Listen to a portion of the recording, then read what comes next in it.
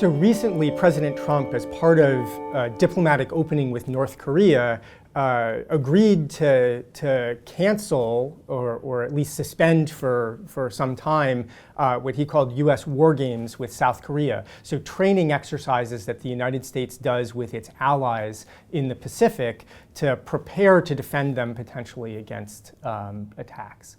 And this shocked a lot of people, both because we've been doing these exercises for many, many years, and people feel, in fact, President Trump had built up the potential threat from North Korea persistently that said North Korea is very dangerous and we need to be ready to defend against North Korea. Now he's saying we don't have to practice anymore. And lots of our other allies with whom we engage in exercises in the region, not just with South Korea, are saying if the United States can so blithely write off its willingness and commitment to practice, to show that it's ready to defend us, they're wondering if they can trust the United States. U.S. military exercises are one of our main signals of commitment to defend other countries, to take care of these countries that we've made alliances with over the years, but these alliances are very asymmetric alliances, right? These alliances are really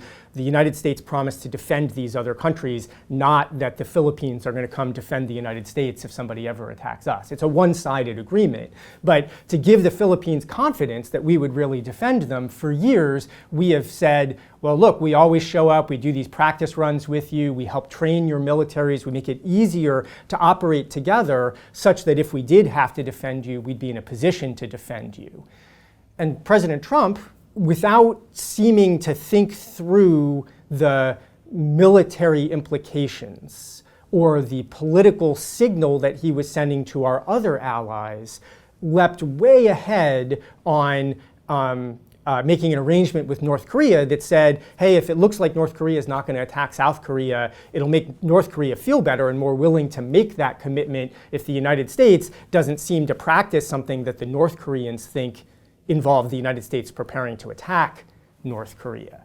And so, while I think it's actually perfectly reasonable for the other countries in Asia to believe, especially given the defensive-oriented trajectory of military technology, that they can defend themselves without regular U.S. military exercises and a regular U.S. commitment in the region.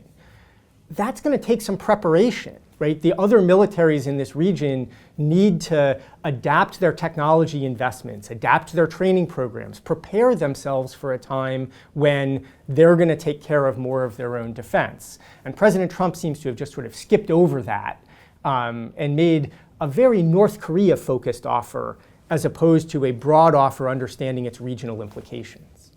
South Korea is much more powerful than North Korea. South Korea, the GDP is more than 30 times bigger. If you think about just the ability to use its wealth to spend, to buy equipment and prepare its military to defend itself, it's vastly greater than North Korea's military capability.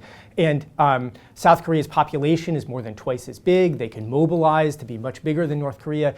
We're not leaving South Korea in the lurch. South Korea is a very technologically sophisticated country with a capable government that can take care of itself. And there's a long background capability of South Korea and the United States working together to practice and prepare their militaries to defend South Korea. At the same time, North Korea's military, North Korea has not substantially invested in conventional military capability in a number of years. They've been spending all of their investment effectively on their nuclear program because they've understood that conventional capability, they were not going to be able to go on the offense. That's just been off the table for them. They had a deterrent capability in the threat to use artillery to attack Seoul. But that was not as good a deterrent capability from their perspective as having nuclear weapons would be.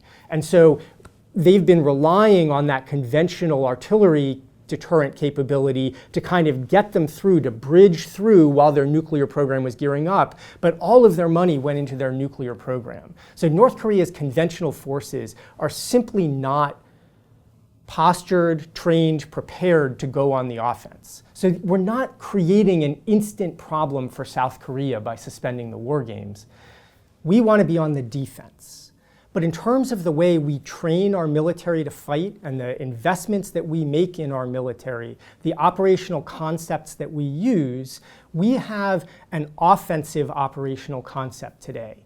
So what we say is the way that we want to defend our allies is by threatening to attack, to punish other countries for attacking our friends. So we want to always have the ability to project power and go on the offense against countries like China. So if we actually got into a war where we had the requirement to defend Japan or defend Taiwan or defend any of our allies from China, our current military doctrine in the United States says that we will fire missiles and attack the Chinese homeland as a way of defending our allies.